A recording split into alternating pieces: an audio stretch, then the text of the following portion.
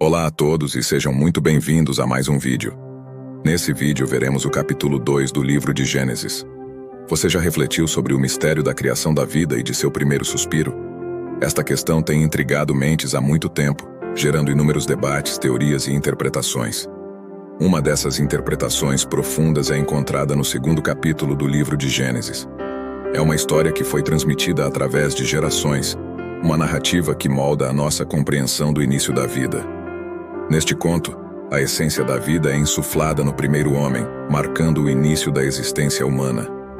Este capítulo ocupa um lugar significativo na Bíblia, oferecendo uma perspectiva intrigante sobre a criação da vida e os mistérios que a cercam. Ele investiga na história do primeiro jardim, da primeira mulher e do primeiro ato de desobediência. Então, vamos embarcar juntos nesta jornada, explorando as profundezas do capítulo 2 de Gênesis. Você está pronto para mergulhar no mundo enigmático dos textos antigos? Mergulhe no enigmático mundo de Gênesis capítulo 2 conosco, enquanto desvendamos a história do primeiro suspiro da vida. No começo não havia nada. Um vazio, e depois houve vida. Imagine uma vasta extensão de nada, um silêncio absoluto, uma tela em branco esperando para ser preenchida. De repente, como um artista com uma visão divina, Deus começou a sua obra. Ele pintou os céus e a terra, mas a terra era sem forma e desolada. O oceano revolto que cobria tudo foi mergulhado em escuridão total, e o Espírito de Deus se movia sobre as águas. Então algo maravilhoso aconteceu. Deus falou, e a luz perfurou as trevas. Chegou a manhã e depois a noite, o primeiro dia. Este ciclo de criação continuou, com cada novo dia trazendo algo único, algo lindo. Os céus estavam cheios de estrelas cintilantes e a terra estava adornada com uma vegetação luxuriante e uma vida selvagem abundante. Contudo, a obra-prima da criação de Deus ainda estava por vir. No sexto dia, Deus formou o homem do pó da terra. Foi um começo humilde para uma criatura tão extraordinária. No entanto, este não era um pó comum, e não era uma criação comum. Esse pó estava destinado a se tornar a joia da coroa de toda a criação. O homem jazia sem vida, uma figura de pó e barro.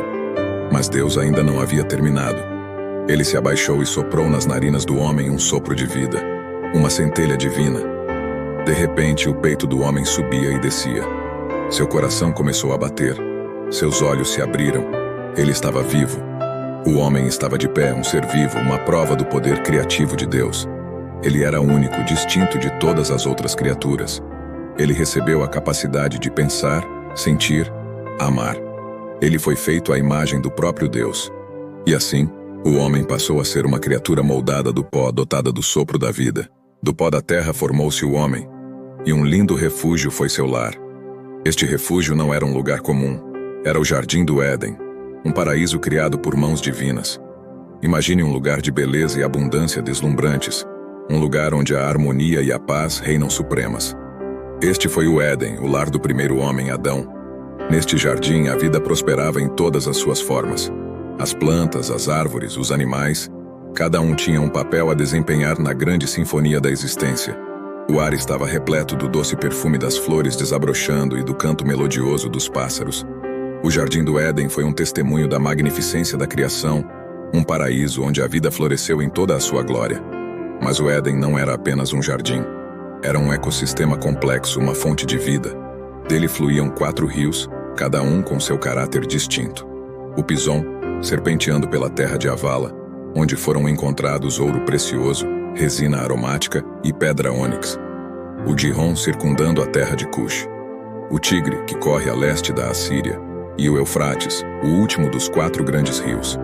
Esses rios eram as veias do Éden, trazendo água vital, nutrindo a terra e sustentando a vida abundante dentro dela. Neste jardim, Adão recebeu a tarefa de cuidar das plantas e dos animais, de ser um administrador da terra. Era uma tarefa de grande responsabilidade, um papel que exigia cuidado e compreensão. Mas nesta tarefa, Adão não estava sozinho.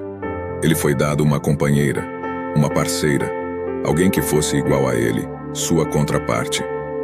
No Jardim do Éden, o homem não era uma figura solitária. Ele fazia parte de uma comunidade, participante da dança da vida. Ele estava conectado a tudo ao seu redor, a terra, AOS Animais, AOS Rios e a sua companheira. No meio do paraíso, o homem não estava sozinho. Ele tinha uma companheira, uma contraparte. A história do Éden não é apenas uma história de criação, mas também uma história de relacionamento, de companheirismo e de interdependência de toda a vida. Na tranquilidade do jardim, Deus percebeu que o homem precisava de uma companheira, e assim foi criada a mulher. Deus olhou para Adão, sozinho em meio ao paraíso verdejante, e reconheceu nele um desejo profundo. Aqui estava o homem, vivendo num Éden de abundância, mas lutando contra uma sensação de solidão que nem mesmo a mais magnífica das criações de Deus poderia amenizar. Deus, em sua infinita sabedoria, decidiu que não era bom que o homem ficasse sozinho. Na quietude do crepúsculo edênico, Deus fez cair um sono profundo sobre Adão. Enquanto ele dormia, Deus penetrou na essência do homem, tirando uma de suas costelas. Deus não escolheu a cabeça por medo de criar mestre, nem os pés, para não fazer servo. Em vez disso, ele tirou uma costela do lado de Adão, simbolizando igualdade e companheirismo. Com a costela, Deus criou a primeira mulher, um ser de graça e beleza, equivalente ao homem em todos os sentidos. Ele a chamou de Eva, que significa a mãe de todos os viventes. Sua criação a partir da costela do homem ressaltou sua origem comum e seu destino mútuo. Este ato não foi apenas a criação de uma parceira para Adão, mas o fundamento de um vínculo profundo entre homem e mulher. A criação da mulher a partir da costela do homem carrega um simbolismo profundo. Sugere que o homem e a mulher não são apenas duas entidades distintas, mas são, de facto, partes entrelaçadas de um todo maior. Eles são parceiros complementares, não competitivos, e não rivais. Este desígnio divino sustenta a relação entre homem e mulher, enfatizando a harmonia, o respeito mútuo e a responsabilidade partilhada. A criação de Eva também sugere que o homem e a mulher foram projetados para se unirem, não apenas fisicamente, mas também emocional e espiritualmente. Esta parceria divina pretendia enriquecer as suas vidas, permitindo-lhes experimentar uma profundidade de amor e companheirismo que transcende a mera existência. Juntos, homem e mulher dominavam o jardim, vivendo em harmonia com o mundo que os rodeava. Partilharam as alegrias do Éden, as suas vidas entrelaçadas numa sinfonia de amor, respeito e apoio mútuo. Um testemunho do grande desígnio de Deus para a humanidade. Gênesis capítulo 2. Não é apenas uma história da criação, mas uma história de companheirismo. É encontrada no 2º capítulo do livro de Gênesis. É uma história que foi transmitida através de gerações, uma narrativa que molda a nossa compreensão do início da vida. Neste conto, a essência da vida é insuflada no primeiro homem, marcando o início da existência humana. Este capítulo ocupa um lugar significativo na Bíblia, oferecendo uma perspectiva intrigante sobre a criação da vida e os mistérios que a rodeiam, responsabilidade e a essência divina da vida. Neste capítulo, somos apresentados a uma narrativa que é ao mesmo tempo atemporal e profundamente profunda. Começa com a criação do mundo, uma história de intervenção divina e do nascimento da própria existência. Da formação dos céus e da terra ao nascimento de cada criatura viva, o capítulo 2 de Gênesis nos leva de volta ao início, ao alvorecer da vida como a conhecemos. Mas a história não para por aí. Gênesis capítulo 2 também nos apresenta o conceito de companheirismo. Destaca o nascimento da primeira mulher Eva, criada a partir da costela de Adão para ser sua companheira. Isto introduz a ideia de unidade e união, um tema que ressoa em toda a Bíblia em nossas vidas hoje. Isso nos lembra que não devemos viajar pela vida sozinhos, mas sim compartilhar nossas experiências com outras pessoas. E depois há o tema da responsabilidade. Quando Deus confia a Adão a tarefa de nomear todas as criaturas, vemos o primeiro exemplo do dever do homem de cuidar e proteger o mundo que o rodeia. Esta responsabilidade, conforme exposta em Gênesis capítulo 2, é um chamado à mordomia, um lembrete de que somos parte e zeladores deste mundo. Por último, Gênesis capítulo 2 nos fala sobre a árvore da vida e a árvore do conhecimento do bem e do mal. Estas duas árvores simbolizam a essência divina da vida e as escolhas morais que acompanham a consciência humana. Representam um equilíbrio entre o dom divino da vida e as decisões morais que definem a nossa humanidade. Portanto, da próxima vez que você se maravilhar com a maravilha da vida, lembre-se da história de seu primeiro suspiro, contada no capítulo 2 de Gênesis.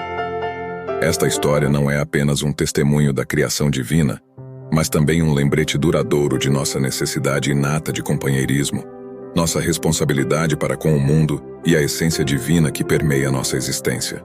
O capítulo 2 do livro de Gênesis é uma história que foi transmitida através de gerações, uma narrativa que molda a nossa compreensão do início da vida. Neste conto, a essência da vida é insuflada no primeiro homem, marcando o início da existência humana. Este capítulo ocupa um lugar significativo na Bíblia, oferecendo uma perspectiva intrigante sobre a criação da vida e os mistérios que a rodeiam. A história de Gênesis, capítulo 2, é uma história atemporal, que ressoa com cada respiração que tomamos. É uma narrativa que nos fala das nossas origens, de um paraíso perdido e da centelha divina que acende a vida em todos nós. Os seus temas são tão relevantes hoje como eram há milênios atrás e continuam a inspirar, orientar e provocar o pensamento. Na correria de nossas vidas modernas, vale a pena reservar um tempo para refletir sobre esses temas. Considere o significado do nosso início, o valor do companheirismo e as consequências das nossas ações. Como esses temas atuam em sua vida? Como eles moldam sua visão de mundo? A Bíblia é um tesouro de histórias, cada uma com lições para transmitir e sabedoria para colher. Eu encorajo você a se aprofundar para explorar mais essas narrativas. Há muito para aprender, muito para refletir. Ao nos separarmos, lembrem-se, cada respiração é uma dádiva, um lembrete de nossas origens humildes no Jardim do Éden. E não se esqueçam de seguir o canal para não perder nenhum dos nossos vídeos. Deus abençoe a todos.